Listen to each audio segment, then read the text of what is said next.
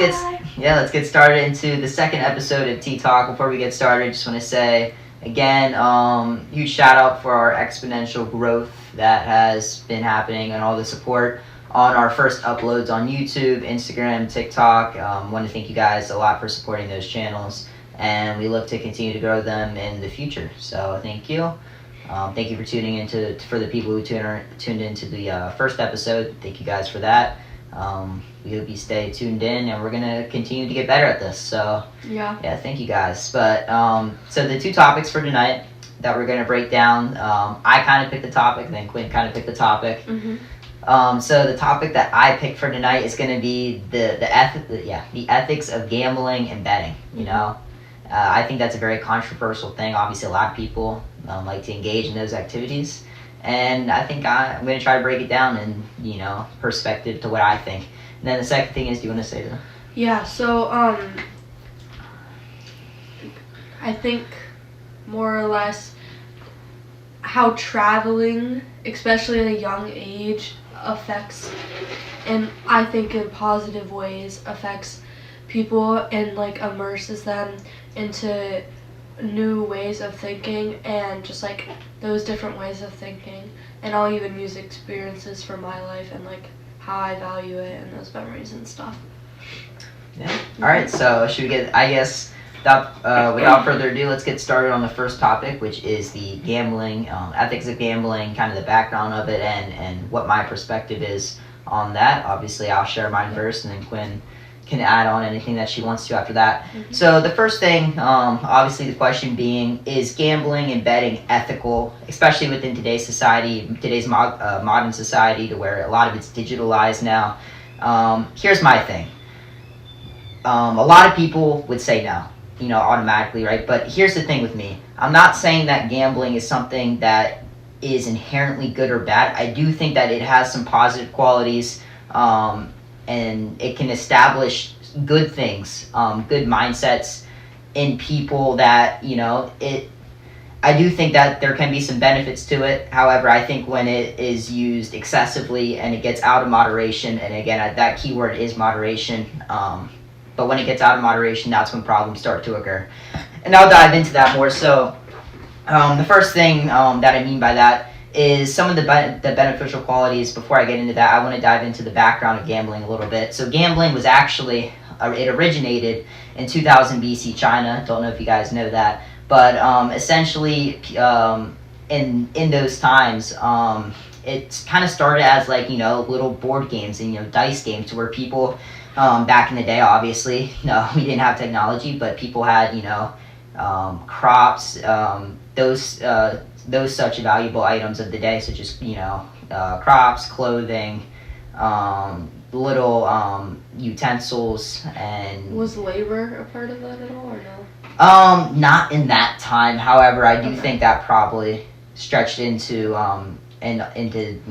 different societies in the future. Yeah. But at that time, it was mainly just smaller things for sure. But it was. Not only did that sense of gambling in the originality of it, not only was it I would say as costly as it is nowadays, obviously. But I think the big thing was it brought a lot of people together, and it definitely established senses of community and senses of people being together, having fun, sharing a similar experience.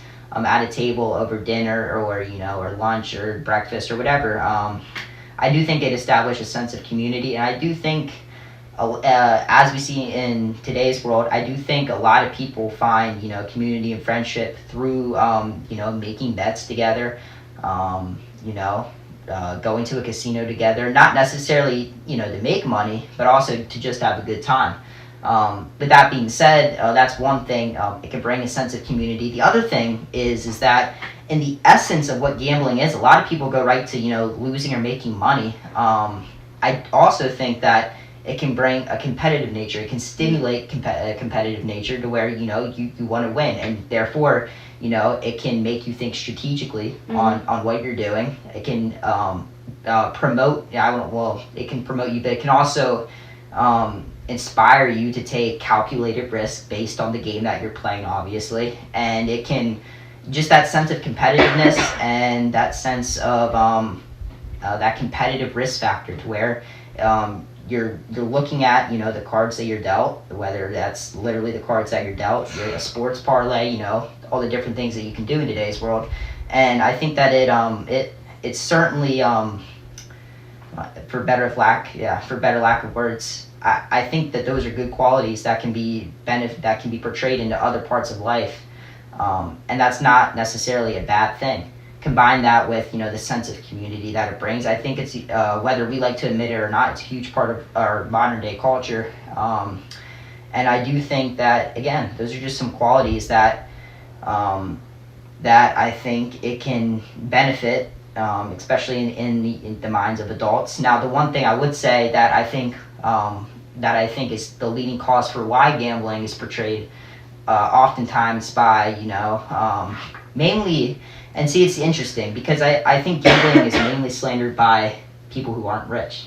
I think rich people actually promote gambling more, and I can understand that. But also, like, think about it, like, even if you're rich and you're like, ooh, I feel really lucky, or like, what if it, like, I don't know, it falls out of your hands, of course, but like you're like someone that could be like drunk, intoxicated, and they're like, I'm gonna make this choice to drop $1 million on this game. Right. In this game. They have the monetary resources to do so, and they don't care as much. But that's just also like in my brain. I'm like, but I think why would you make that decision? Right, but going back to the reason why they have that money in the first place, is it because of their entrepreneurial mindset associated with gambling, in the sense that they took a calculated risk to where that could have not paid off?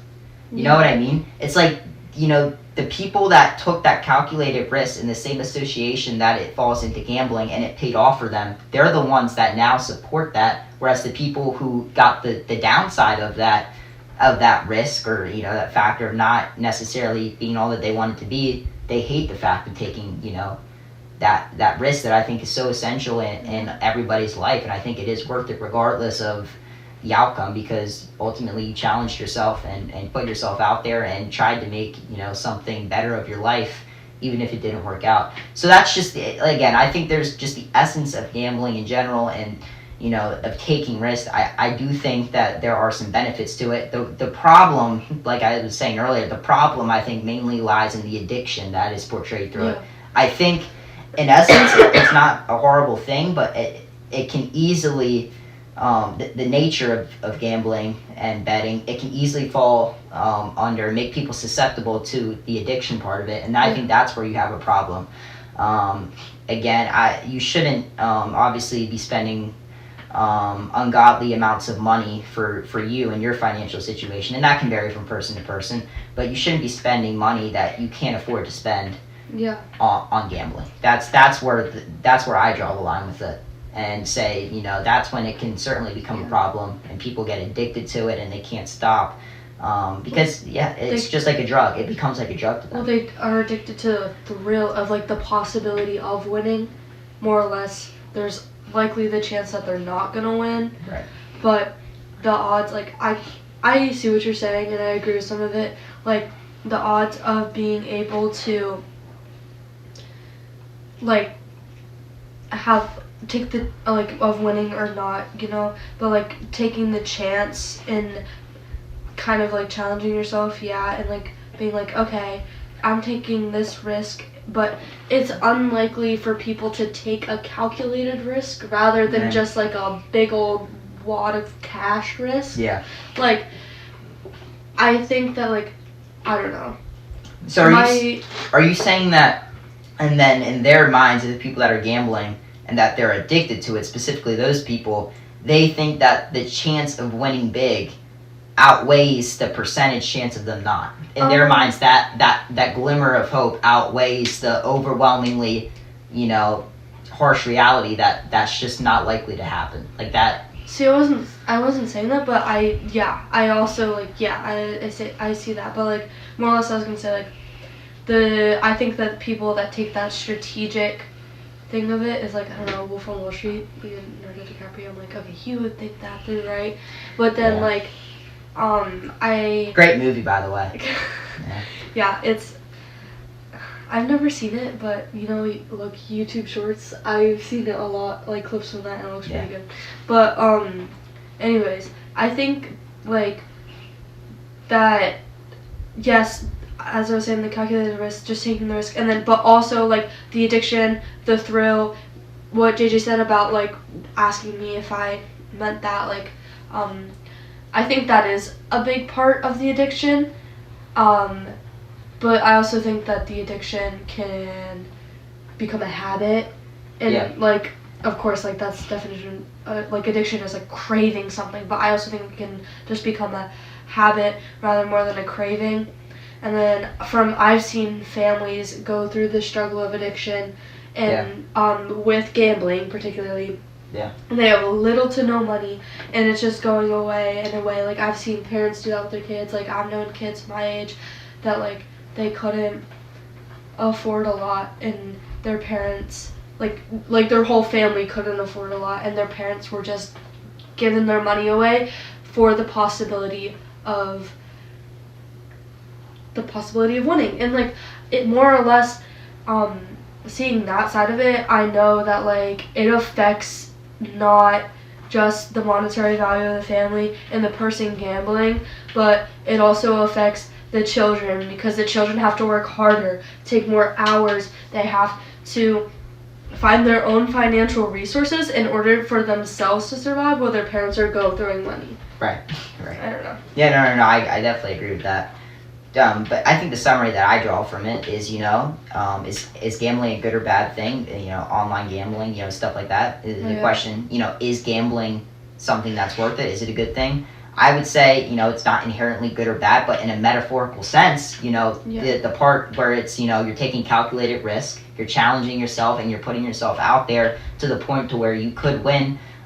In that metaphorical sense, it's not necessarily a horrible thing. I do think people, there is stuff that can be taken away positively from the topic of gambling, and that can be applied to other aspects of life that can promote growth and potentially winning. So like I said, but it's where the addiction, that's the part where you can't become addicted to it, and you can't, in practicality, you can't, spend beyond your means when it comes to, something like that. But yeah, that's basically where I stand on it. I don't know if I have much more to say about it. Yeah, and I honestly don't have much more to say either. So I guess in the end we have opposing but merging views, because I also understand the sense of community. Like when you were saying that, I was picturing like, okay, Las Vegas, people go in, like honeymoons, bachelor parties, bachelorette parties. They're having fun. Like it's a thing. It's like a holiday. They're going to dedicate this time because they enjoy it. Right. But then the negative aspect of it for me outweighs the positive. Right. But I don't know. It's that idea or concept of it's the occasional is it the occasional enjoyment that you get from it, or is it becoming like a drug use to where it's an everyday or every week thing that becomes consuming of not only your time, your mindset, but also of your finances as well. Yeah, and that's why that's the distinction. And I think if it's applied practically in the sense of it's an occasional thing to where you have fun doing it, you do it with your friends, you share a sense of community, I don't think it's necessarily a horrible thing as many people draw it out to be. But yeah, I can see that. I can see that. Yeah. But I don't know. I never really thought of it that way. Yeah. I was more like I never really thought of the concept of gambling except for that it took away. But I don't know. And thank you for the new perspective. Yeah. So just audience out there, don't be afraid to roll the dice. When it comes to situations in life, don't be afraid to roll the dice, take chances, and try to create a better life for yourself through those calculated risk. Yeah. And that's all I have to say there. So with that being said, do you want to move on to the next topic of our night here? Yes. Okay. So I don't have a very forward question, but overall, do you think that traveling, like I said, especially at a young age, morphs the mind to be more receptive and like like, I don't know, is it gonna allow people to want to take more risk in the future? And why do you think that people are limited from travel when they're younger? And do you think that affects people, like, when they don't travel when they're younger, to not want to travel in the future? Interesting. Do you want to give your perspective, or do you want? I think you should start. All right. So, a lot of pieces there. I think, but generally, what you were saying, I think traveling at a young age, I think it certainly is a good thing, especially if it's beyond the scope of what you're used to, in a sense. If you travel from Pennsylvania to, let's say, New York, I don't know if that's going to have a greater impact on the mind of a young aspiring, teenager or child, as it would if, you take them to perhaps another country, and they get to see a different way of living. I do think that could be beneficial in the sense that they, start to understand a little bit about the world, different cultures, and how they can assimilate, theirs with the other people in a sense to where they can build community. Yeah. But in terms of, it obviously is fun too. It's a nice getaway experience. I think the first part of that question was, I'm trying to think. Especially from the young age, but like, does it affect how people see the world in their future? Like, do you think that? Well, I can go off, like what I was saying. Can I answer the question? Yeah.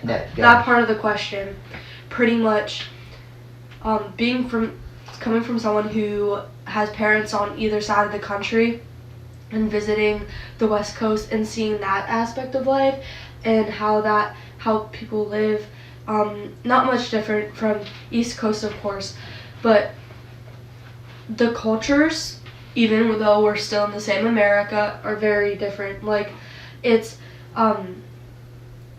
people out here, like, I can have a straight up conversation, straightforward, not have to go around anything. If I'm straight up with anybody, in like the concept of just being like, hey dude, I appreciate you, but please get out of my way, like, it's not really like, oh, why'd you just say that? Or if I were to be like, excuse me, and like rush by, like, or some people don't even say anything out here, right. But literally on the West Coast, people are like, oh my gosh, hey, please, can I just get by you? I'm so sorry.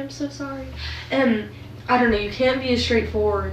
And just knowing that I have to like kind of like switch my tone and the way I'm saying things, I'm like, okay, I know that I'm gonna have to do that when I travel in the future, because also, like, I think that like traveling at a young age that was another part of the question, does make you want to travel more, because I just want to see like insane new things. I have never been to like any really desert area except for like Eastern Oregon is more like Wild West. If you picture like cowboys and stuff, it's like that. But I've never been to straight desert. I want to go to like the Sahara Desert or anything. I want to go visit the tropics more. I've been to Hawaii a couple times, but like I want to go to Portugal and see all that stuff. I want to go to Russia. Like, right. If it's an option, I don't know. Or like northern perhaps Ukraine. Yeah, just some area that has that insane mountainous region. Like in AP Environmental Science, we learned it's called a taiga. Taiga? Is that what that's called? Taiga biome. The different biomes, yep. Yes, that biome. I am obsessed with it. Canada. I could just go to Canada. I don't even know why I said Russia. I can just go to Canada. It's the same thing. Yeah. Well, I do love Canada. Got all the hockey up there. Yes. Yeah, I've been in Canada numerous times before. Really? Oh yeah, with hockey. That's awesome. Ton of ice rinks up there. A ton of traveling. Now, the one thing I wanted to get into with traveling, and when it's put in my perspective, is I think for me the biggest thing that I would get out of traveling is if you want to work in sales and you want to learn how to market yourself, you need to know the customs. You need to know the societal normalities of different countries. I think largely, not only presidents, but international leaders and business leaders who deal with international business and work of that nature, they need to know how to communicate to different people effectively in order to benefit the both of them and get what obviously they want out of a deal. So I think for me, learning how to talk to different people in that sense would be great, and just building those connections and networks. Obviously that will stretch you. That will take you a lot farther than I think just the money that you have yourself. So I think that's, but again, for you also, as you wanting to be something environmental in this environmental field. But when I travel, I more or less want to be immersed with the people. Yeah. Like there's this thing called like wolfing where you could pretty much go down to Mexico. I've heard examples of this, and then you can live on farms and just like grow crops and live with people and do it for really like cheap and just like give your labor. Being a farm girl. I mean, being a little agricultural girly for a moment would be pretty cool, but for me, getting to know the connections with the people more or less than the corporate sense. Yeah. Have you traveled and I mean, of course you go on your little weekends with your internship and like talk to people. Do you think that like that has taught you to be like, okay, so I kind of know this culture a little bit more now, but do you like, as you do that more, do you think with your internship you're gonna maybe go to Canada and be like, okay, is there anything different to talk to Canada corporate lawyers?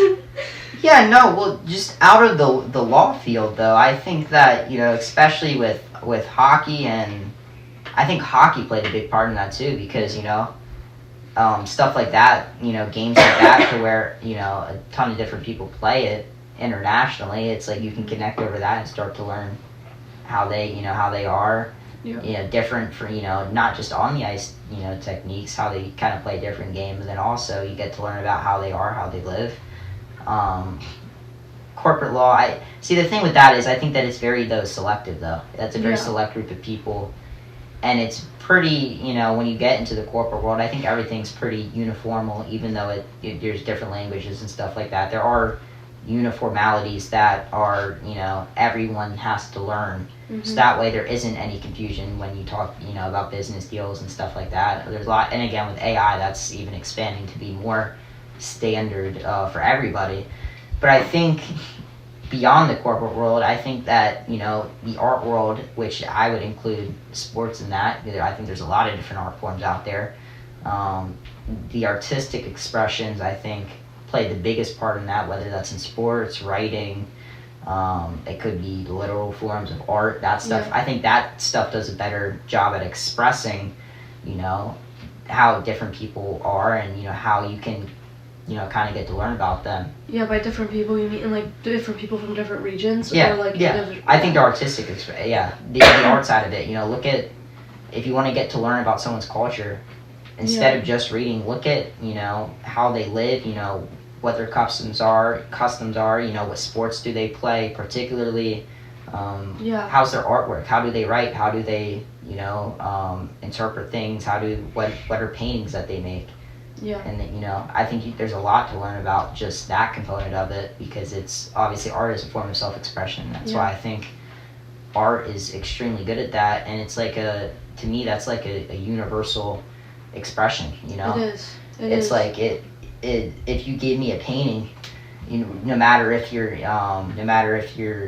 American, whether you're Mexican, whether you're Chinese, whatever nationality or background you're from, I think that everyone can get a similar or, a unique interpretation from that, and everyone can, talk about that and what they see in that. And I think that's just why art is so versatile in terms of connecting people in today's world. I agree with that, like 120%. Well, that's the National Honors Art Society. What is it, lead? Are you the leader of it? No, I am secretary. But second in rank, you gotta work your way up, huh? Me and Emily Slobo are gonna try and do co-presidents next year, which me and Julia are doing now. Yeah. Which is gonna be tough. So I don't know. I'm excited. Then we'll be a little leader. But your perspective on it. Let's hear it. And anything you want to say? Well, art. I'm just gonna you pretty much just said what I was gonna say, so I'm not gonna go repeat it out there. Yeah. But when I was the question before, when I was saying like it expands your horizons, or like do you think it does? You pretty much just answered that. Like it does. It literally like taking the time and to try and figure out and understand a culture from those aspects expands the way your brain is wired. It's gonna like allow you to interpret and feel more. You're gonna become more understanding. There's gonna be more opportunity for you if you think like that and you take the time to think like that. Right.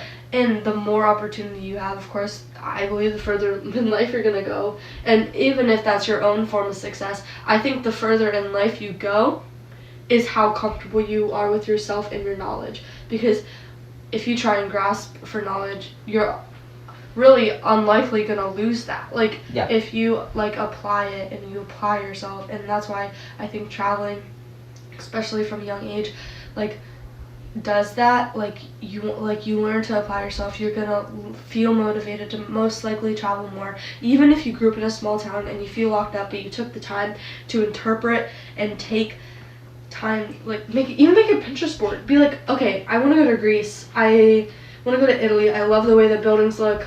I've watched old films. Right. That is allowing yourself to take not time for the development you're in, but for yourself as well. Like you're gonna like, I don't know. I just think the knowledge you have and the motivation you have can combine together in order to make you a completely unstoppable human, and like I said before, you'll be happy in yourself. But that is also like my ultimate goal of success. You're happy with where you're at, who you are with, because your people are key, even if that's what needs to be in a different country.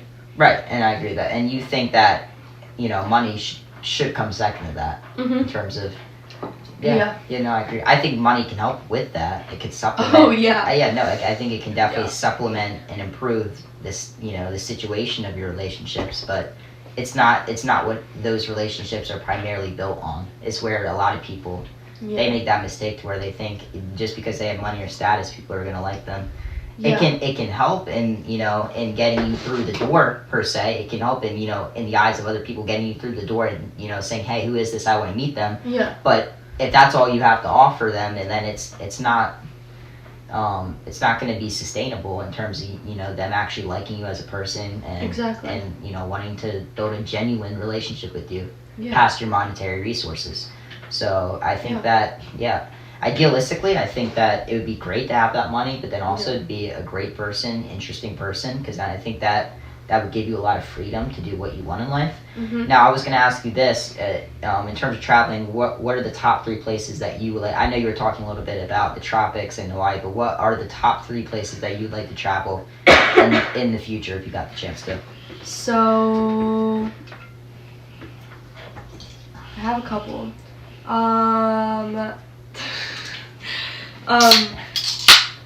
ASMR.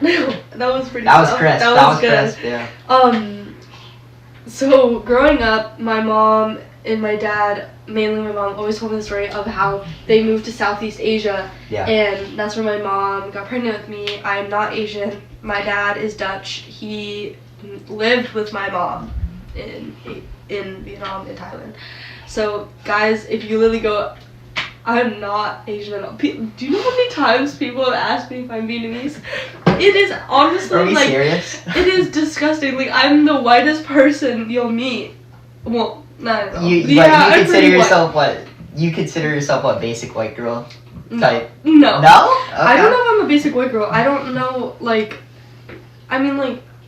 I don't really put the norm, or try and put the labels on that kind of stuff. I'm more or less... I agree, you shouldn't. It's just, you are who you are.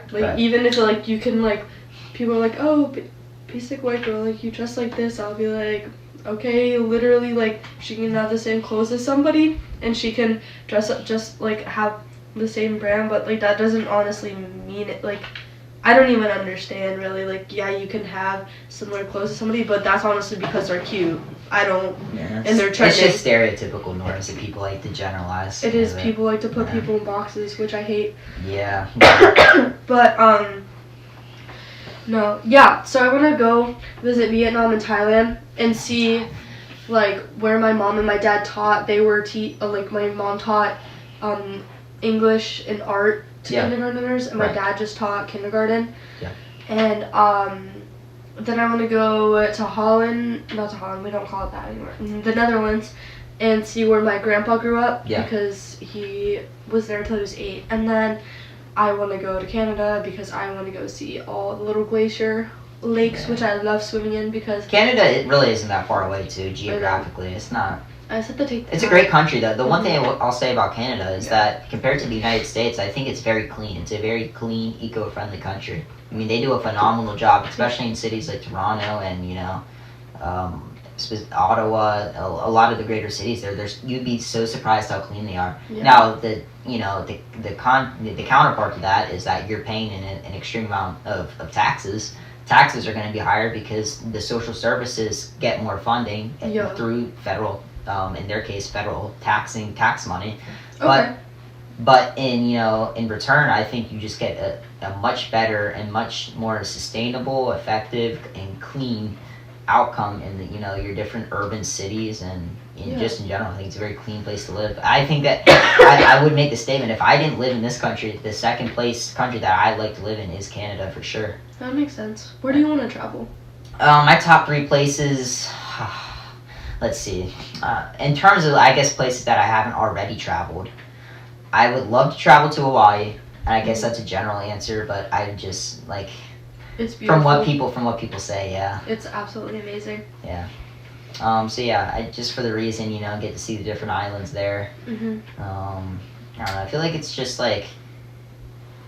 I feel like it's an isolated place though, because I feel like all the different islands kind of have their own thing, and it's like. Oh, they do. It's like you're visiting. You're visiting Hawaii, but at the same time you're visiting like 5 places in one. You know what I mean? Yeah, when you hop from island to island. Right. So I think it would certainly be fun to visit Hawaii. Second place I'd like to visit on my, I guess you would say, bucket list is, let me see, probably. I'm trying to a place I haven't visited. Oh, I need to think about this. What's a good answer? Dubai. I would love to go to Dubai. I know, that place is so cool. There's I want to go to the nobody Middle East. Right. See, the thing with Dubai is you can go there and you could see like 2 Lamborghinis, 3 Bugattis, and it'd just be like an everyday. People wouldn't even be phased. I feel like a lot of rich people live there. It's a very high class city. Yeah. But it's just, it's crazy to me. And the thing is, they don't pay taxes either. That's where people go, I think, to not pay taxes. That's crazy. Correct me if I'm wrong on that. Right. I don't know, but I don't believe that they pay taxes in Dubai. So a lot of rich people for that reason. I think that's why it's accumulated such a rich culture, to where people can get out of, paying taxes. That's why I think partially why it has such a rich population. But I think it'd just be a really cool city. I know they have skyrise hotels wherever, to where you're in a hotel, it's so high, but then the clouds are lower there. Mm-hmm. So it's like you get to wake up and there's a balcony and you're literally like, it feels like you're in the clouds. That's sick. Yeah. That's something I would like to experience. Sure, it costs a ton of money, but yeah. I don't know, because currency, I don't know how that. Yeah, they have a different. They definitely have different currency, but. So I don't know if U.S. currency, because of inflation, is. I would say it's worth more. It's just a lot of international they get a lot of international people there, rich international people, obviously who. So they'd be like, ooh, let me just charge extra. Yeah, but see the thing is, I wonder like. If you have a place like that has so much different types of backgrounds, I wonder if they do have a uniform currency, or is it just. Now, I'm surprised with technology, to be honest. There isn't like an instant, you have your bank account. There's not like an instant. Yeah. If I go to, let's say, Canada, and that's a bad example, because you can pay with American money in Canada, because they'll take it like cash, especially because it's more valuable. But let's say I go to someplace in Europe. Yeah. There should be automatically, and this technology might even exist, to where obviously you have your bank account. If I use Apple Pay or something like that, it should just do that translation on its own. I feel like we have the technology now to do that. I'm not aware of it if we do. Yeah, I don't know either. When I go to Europe, I was actually just thinking about that. I was like, I should probably bring some cash to kind of transfer into euros, but Also, what if I just bring around my debit card? Like, I don't know the situation. I'm gonna ask. Yeah, I don't know. See, that's the thing you'd have to ask though. And then the last place, those are 2 places. The last place I like to go. Oh, this is. Man, I had to think about this. I think honestly, third place I like to go on my bucket list. It's such a generic answer, but I'd say France. Everybody wants to go to France, but I feel like just the architecture there. I'd love to go if they host a Ryder Cup, which is a golf event. It's like America versus the U.S. They do it every 2 years. Wait, you said America versus? Oh my goodness, here we go. It's America versus Europe. They pick the top 6 American golfers and then the top 6 European golfers. Put them together, and it's more than 6, but like 6 per round. But there's more on the team. Whatever. Yeah. You picked it. I think it's technically 12.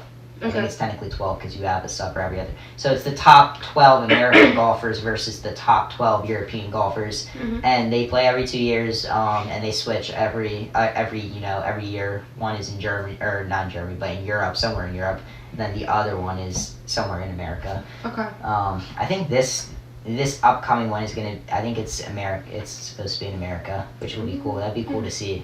But I'd like to, if they have one in France, would be. I would just think I would definitely go there. It probably costs a ton of money, not only to see that, but just to go to France, live in a hotel, whatever. Yeah, that would be. Yeah, I think my friend, shout out Matthew if you ever see this. I think his brother is currently doing. It's somewhere in Europe. It might be France. What do they call that? It's part of a college. It's a college sponsored trip there. Well, but it's not but it's a long-term trip. It's like. You mean a semester abroad? Yeah, that's exactly what it's called. Yeah, semester abroad. Would you be interested in doing that when you get caught? Dude, I have so much traveling I want to do. It would probably fit in, especially with environment. If you want to go into anything environmental, it'd probably fit into it. No, it does. It's like, but also like working within like. Not only do I want to travel, across the world, I want to travel to more like.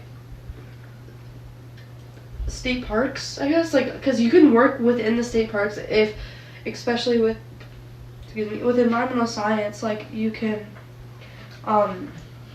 really do that, and, like, I don't know, I'm trying to think how to explain this, because growing up, going to the West Coast state parks, like Redwood Forest and stuff, you can see a lot of, like, nature conservatories and like their work within it, and I want to do that and travel more or less, but like I could of course go to different countries and do that with a semester abroad, but even if I could just like go to a school in either Pennsylvania or Oregon, because I'll get in-state tuition for both, then I would just like to even stay in America and just go to Yellowstone, because I don't think I've ever been to Yellowstone. Yeah. And I want to go so bad. Like, Dude, I don't know, that'd be so anticlimactic for me, bro. Just sitting there. I'd be like, I'd go there, see it, and be like, okay, I'm done. Oh my gosh, I want to go swimming in all the lakes, because that's like my favorite thing. My favorite thing is to go traveling,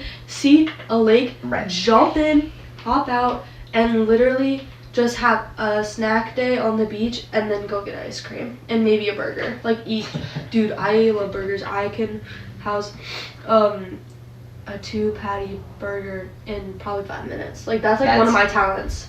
Like, actually, like, housing a whole burger. So now let me put this into perspective. If you go on a date with someone, are you doing that though? Like, are you conscious of the way that I know a lot of people are. I shouldn't say just females, but people in general. Yeah.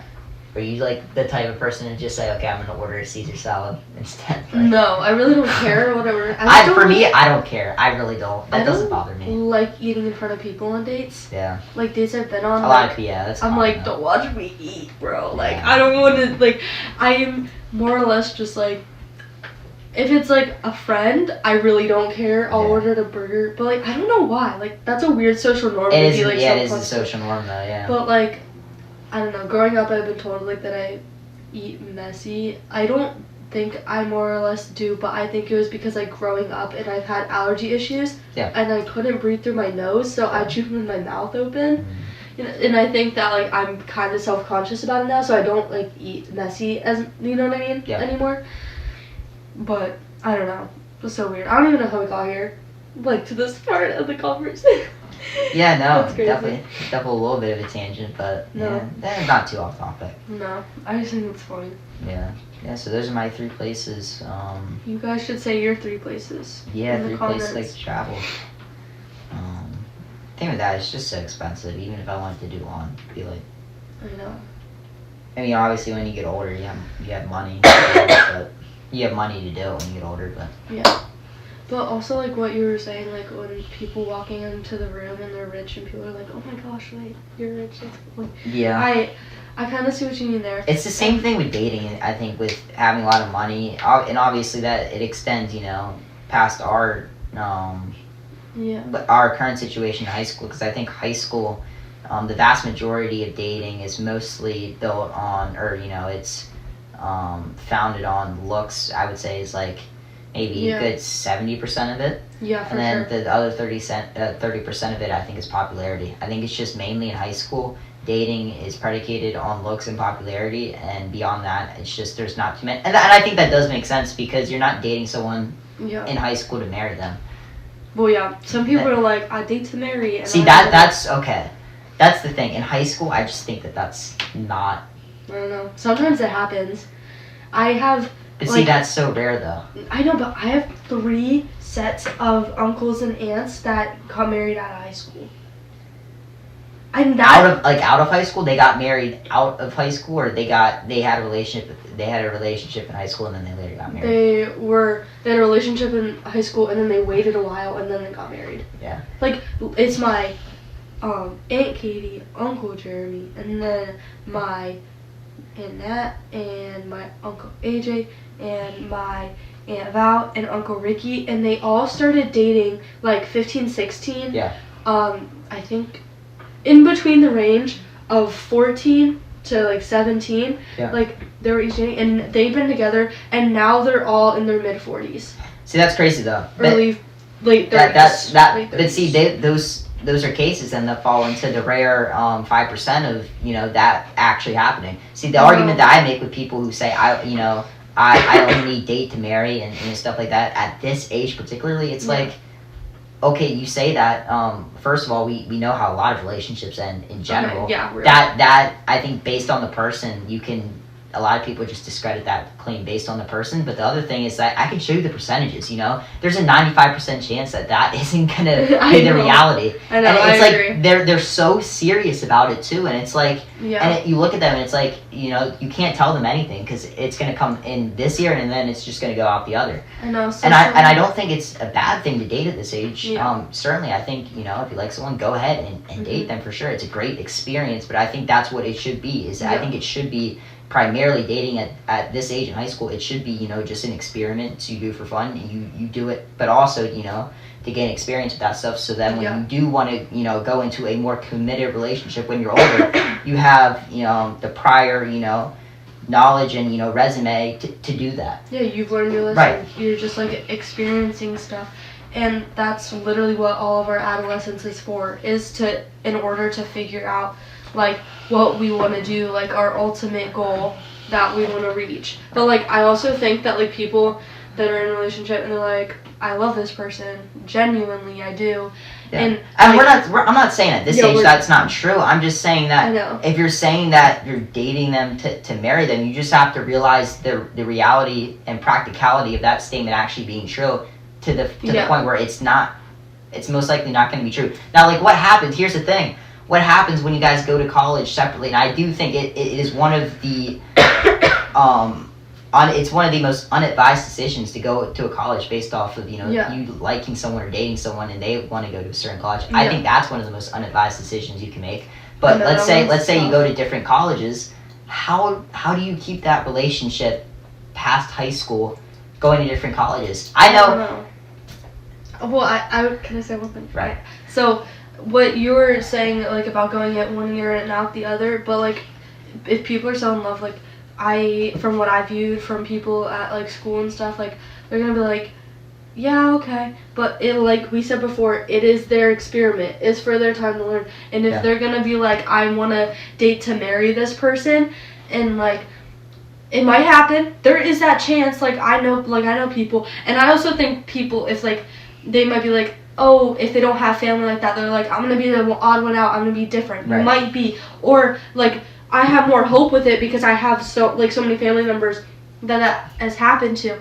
But like it is their form of their experiment. Like they're like, if this, or they'll never learn. People never learn. There's those individuals, but like there's also the they could be like, yeah, I'm never doing that again. Yeah. Like you think I'm gonna go with that kind of person again? No.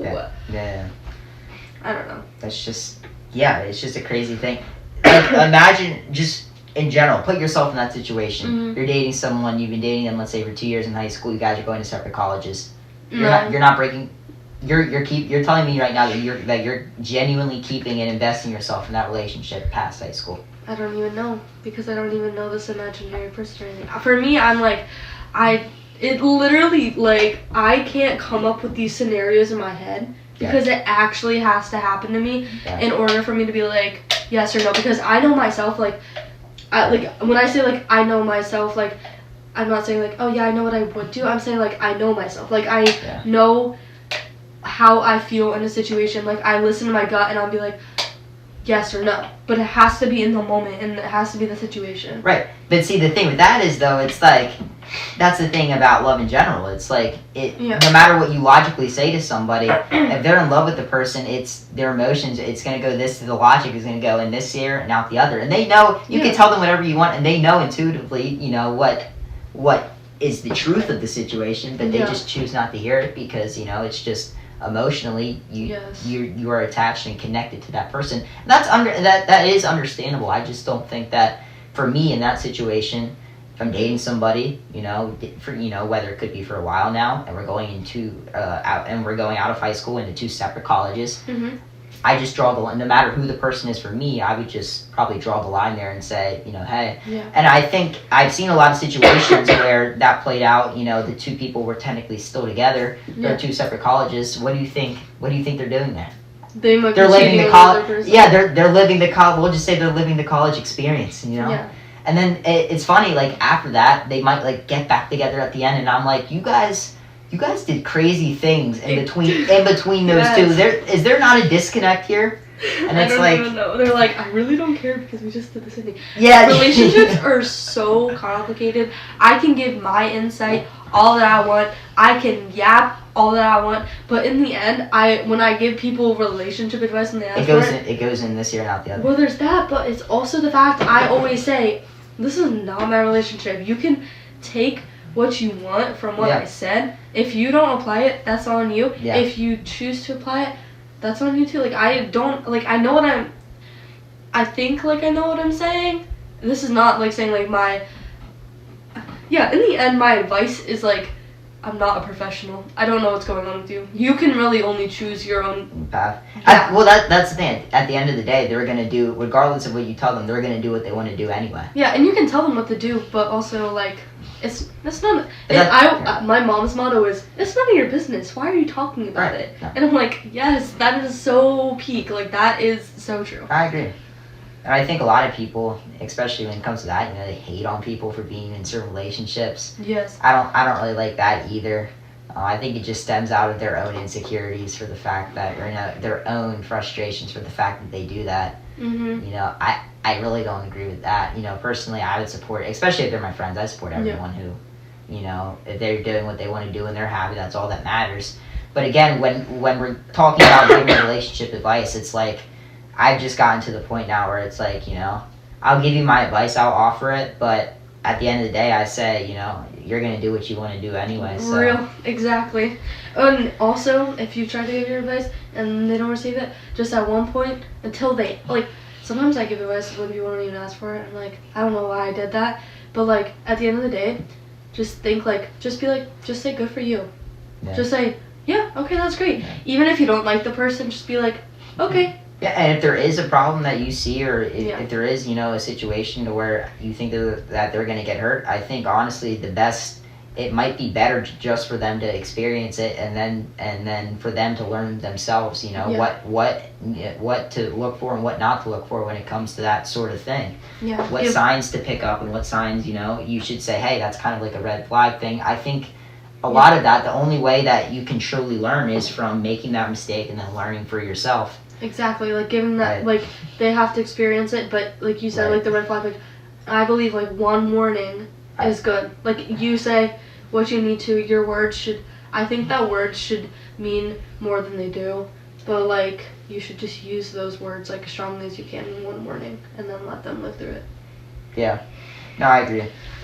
Yeah. I think with words though too, I think the reason why words are so, they're not taken as seriously is because I think that, words, at the end of the day, words are just words. They're not actions. Yes. I think that I think that the biggest thing is that there are some people, and I truly say this, their word means as much as if they were to actually do it, because they have shown a consistent pattern of backing up their words with action. So that's the thing. That's what I'm trying to work towards, obviously. I think everyone tries to work towards that because, at the end of the day, I think we've all lied before. It's a human tendency to, but I think that there are certain people, select few people, where it's like their word truly means as much as, their actions, because they have a continued history of backing up their words with their actions. So the currency of their word matches the currency of their actions. And that's right. Those are typically your political leaders, people in higher positions, because they can back up, what they say they're going to do with what they actually do, and, change and, momentum and all those positive things that need to happen in a certain situation, they happen.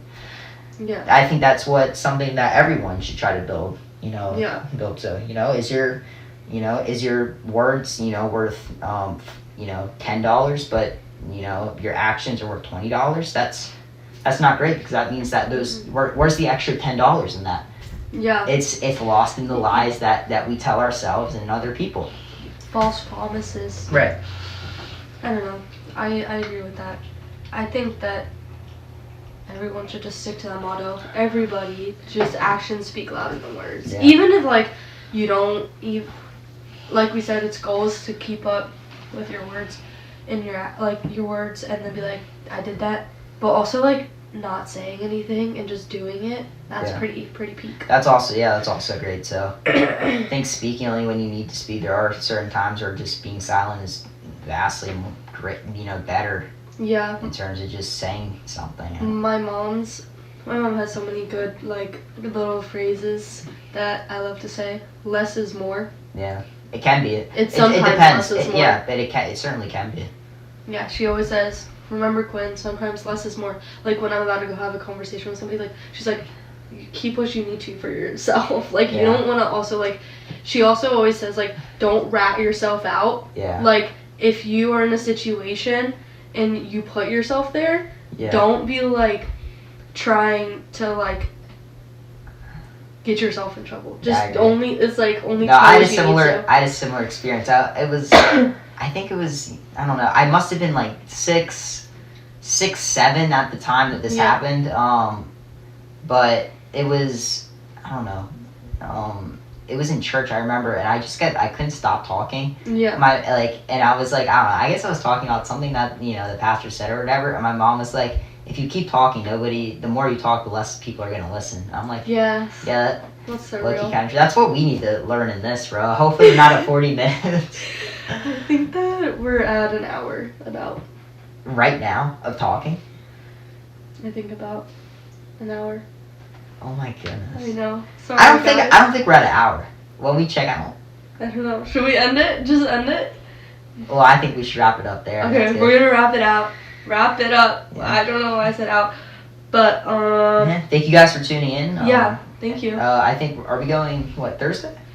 We're gonna start Thursday? I can't Thursday. I have a dinner, I have drums, and I have to study for APES. Yeah. Well, there's always studying, that's Bro, no, I'm not cooked, but I don't know how hard it's gonna be. I don't know. At least the projects are easier. Yeah, real. Well, thank you guys for watching. As John requested, peace out. Peace out. Peace out, and we'll see you guys in the next one.